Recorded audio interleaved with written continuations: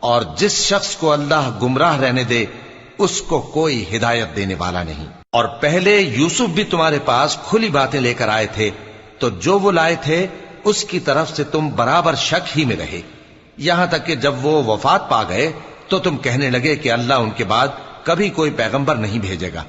اسی طرح اللہ اس شخص کو گمراہ رہنے دیتا ہے جو حد سے نکل جانے والا، شک کرنے والا ہو۔